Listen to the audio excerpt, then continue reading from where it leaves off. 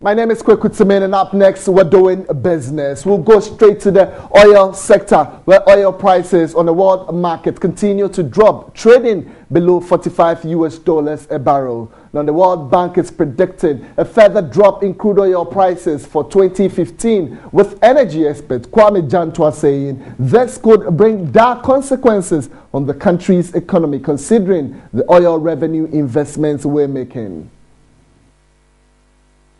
In 2014, 32.62% of the country's oil revenue was invested into the economy.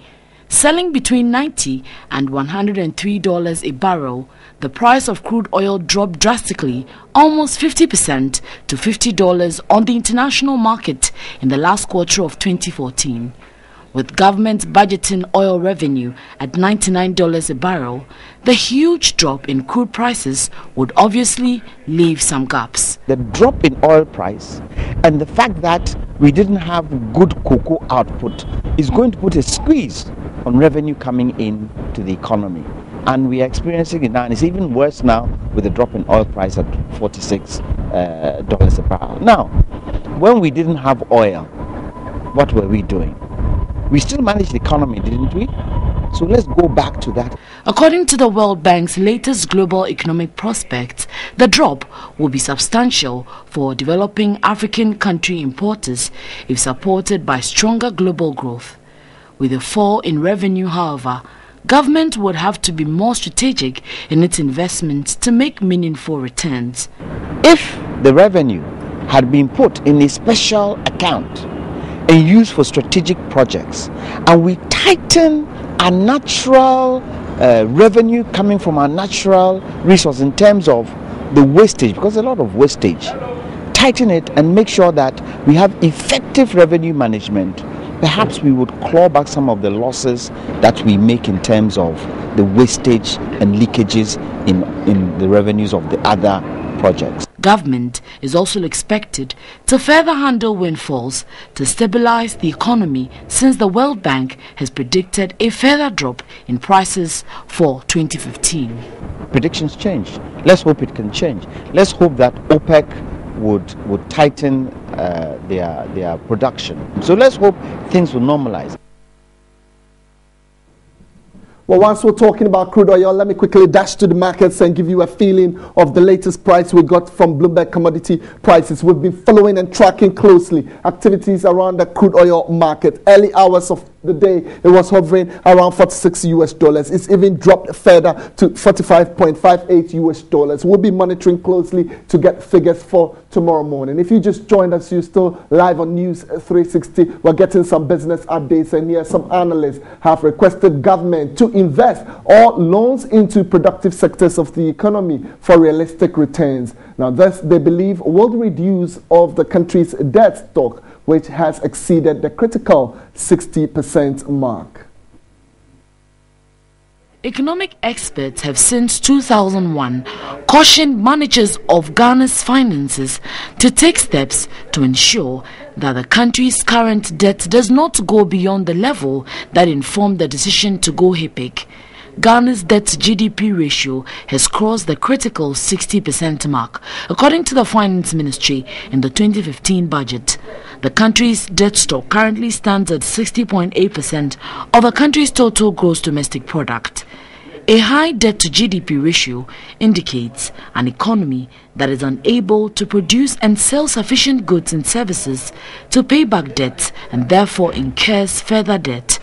By standards of the International Monetary Fund, the IMF, low-income economies whose debt-to-GDP ratio exceeds 60% face serious risk of falling into a deeper economic mess. The provisional debt stock as at the end of September 2014 stood at 69,705.90 million cedis. As part of measures to manage the country's debt stock, experts have called for strategic steps. Most of our debt or of our borrowing is going to pay off maturing debt and then perhaps go into recurrent expenditure. That is where the worry is. If these monies are borrowed to productive sectors of the economy where it can pay back itself, You know, that's if the monies that government is borrowing can go to sectors where they can make some extra money and then pay back the debt, then we don't have a problem. If you keep taxing people and their revenue in the pocket, the money in the pocket is not increasing, it will reach a point where you can't tax anymore. So it's got to do with how we plan our employment.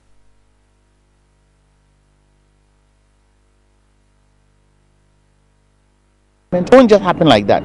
With a certain duration of time, we will see some stability in the debt that we have. But the debt is serious. All right, now to the telecommunications sector, where mobile telecommunication network MTN says it has not increased its scratch card rates for consumers, but rather that of distributors, though the company says it has directed distributors not to sell above the face value of the prepaid scratch cards. Even vendors right in front of MTN head office have flouted the directive. Retailers of various scratch cards had called TV3 complaining their profit margins had been slashed as a shared cost with the network operators instead of the cost being passed on to the consumer. TV3 investigations revealed some retailers have increased the price of the MTN prepaid scratch cards and showed letters stating the company had asked them to increase the price. Prices had increased by more than 1%, while some vendors sold the 5 CD scratch card at 5 CDs 20 pesos. Others went as high as 5 CDs 50 pesos. The increase reflected in the price of all the other MTN scratch cards in various denominations. Right in front of the MTN head office, we decided to find out from these vendors what communication they had received from MTN. Dabena almost started to say almost better last week.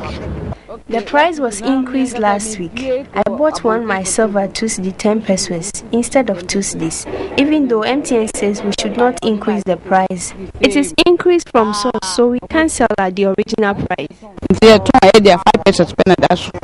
Abubakar Mohammed, the sales and distribution manager, told TV3 they have passed a 1% cost of production to the distributors and agreed with them not to pass it on to consumers.